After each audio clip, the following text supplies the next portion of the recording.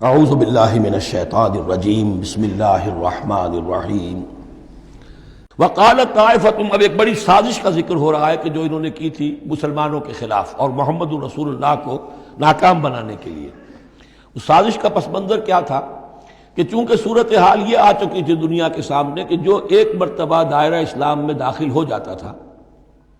اب چاہے اسے مار دیں، اسے پیٹیں، اسے بھوکا رکھیں، اسے سزا دیں، جو بھی ٹارچر کریں، واپس نہیں آتا۔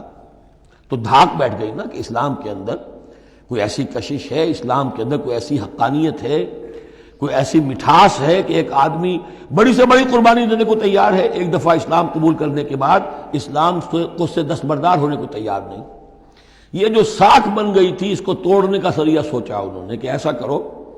صبح کے وقت اعلان کرو کہ ہم ایمان لے آئے، سارا دن محمد کی صحبت میں رہو صلی اللہ علیہ وسلم،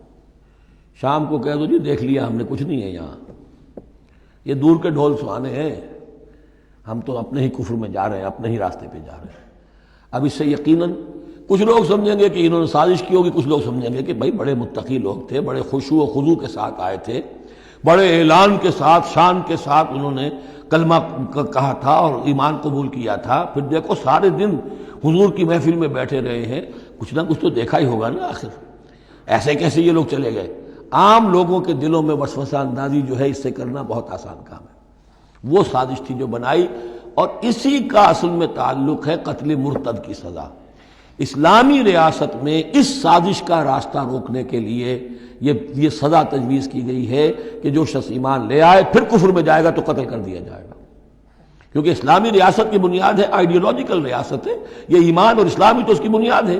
اس کی جڑوں کو کھولنے والی جو چیز ہو سکتی ہے اس کی تو پوری جو ہے اس کی بندش اور اس کا سد باب ہونا چاہیے۔ وقالت طائفۃ من اہل الکتاب آمنوا بالذی انزل علی الذین آمنوا وجہ النہار، اور اہل کتاب کے گروہ نے یہ طے کیا ایمان لاؤ اس چیز پر جو نازل کی گئی ہے ان اہل ایمان پر صبح کے وقت، دن چڑھے، وکفروا آخرہ، اور کفر کر دو، اعلان کفر کر دو دن کے آخر میں، لعلہم یرجعون، شاید ان میں سے بھی کچھ لوٹ آئیں، اندر سے جا کے کچھ لوگوں کو تو گھسیٹ لائیں گے ہم کہ وہ جو ہے وہ بھی اسلام کو چھوڑ دیں، وہ مشتبہ ہو جائے معاملہ، ان پر وسوسہ پیدا ہو جائے۔ وَلَا تُؤْمِنُوا إِلَّا لِمَنْ تَبِعَ دِينَكُمْ، اور دیکھو ہرگز ایمان نہ لانا مگر اسی چیز پر کہ جو تمہارے دین کی پیروی کرے، ماننی اسی کی بات ہے۔ یعنی خطرہ بھی تھا کہ 4-6 اگر ہم جا کر حضور کے پاس اگر چند گھنٹے گزاریں گے تو کہیں ایسا نہ ہو کہ ہم میں سے کوئی واقعی پھر اس کا دل کھل جائے، طے کر کے گئے دیکھو ایمان نہیں لانا ہے ہم نے، وَلَا تُؤْمِنُوا إِلَّا لِمَنْ تَبِعَ دِينَكُمْ، اس پر ایمان نہیں لانا ہے ہم نے، لیکن صرف اعلان کرنا ایمان کا۔ یہ ہے مثال قرآن مجید میں شعوری نفاق، یعنی جو وقت انہوں نے گزارا ہے یہ ہے تو اسلام کا، قانوناً تو مسلمان ہیں، اگر اس دوران میں ان میں سے کوئی مر جاتا تو اس کی نماز جنازہ پڑھی جاتی، لیکن انہیں معلوم تھا کہ ہم مسلمان نہیں ہیں، جبکہ ایک وہ غیر شعوری نفاق ہے کہ اندر ایمان ختم ہو چکا ہے لیکن انسان سمجھتا ہے میں تو مومن ہوں،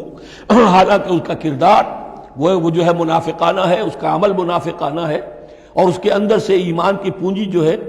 جیسے کہ دیمک کسی کڑی کو کھا جائے تو شیطین کو چٹ کر چکی ہے دیمک، لیکن یہ کہ بہرحال اوپر ایک پردہ پڑا ہوا ہے، وہ ہے غیر شعوری نفاق اور یہ ہے شعوری نفاق۔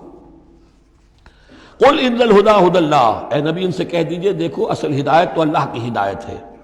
ان یؤتی احد، اب یہاں پر پھر ان کا قول آ رہا ہے کہ دیکھو ایمان لانا، ان یؤتی احد مثل ما اوتیتم، مبادا کسی کو وہ شے دے دی جائے جو تمہیں دی گئی تھی۔ یہ رسالت، یہ مذہبی پیشوائی، یہ تو ہماری میراث تھی، ہم اگر انہیں مان لیں گے تو وہ چیز ہم سے ان کو منتقل ہو جائے گی، لہذا ماننا تو نہیں ہے، لیکن یہ کہ ان کی بہرحال کسی طریقے سے ہوا اکھیڑنے کے لیے ہمیں یہ کام کرنا ہے۔ اور یحاجوکم عند ربکم، یا تمہارے خلاف حجت قائم کریں اللہ کے نزدیک۔ قل ان الفضل بید اللہ، کہہ دیجئے ان سے کہ فضل کل کا کل اللہ کے ہاتھ میں ہے، یؤتی ہے من یشاء، وہ جس کو چاہتا ہے دیتا ہے۔ اس نے 2000 برس تک ایک منصب پر تمہیں فائز رکھا، اب جو ہے تم اس منصب کے نااہل ثابت ہو چکے ہو، تمہیں معزول کر دیا گیا، اور اب ایک نئی امت ہم نے بنائی ہے اور اس کو اس مقام پر نصب کر دیا ہے، انسٹالیشن ہو چکی ہے۔ واللہ ذو الفضل العظیم،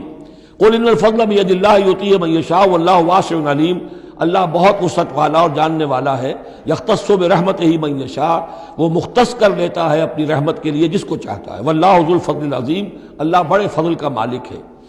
صدق اللہ العظیم۔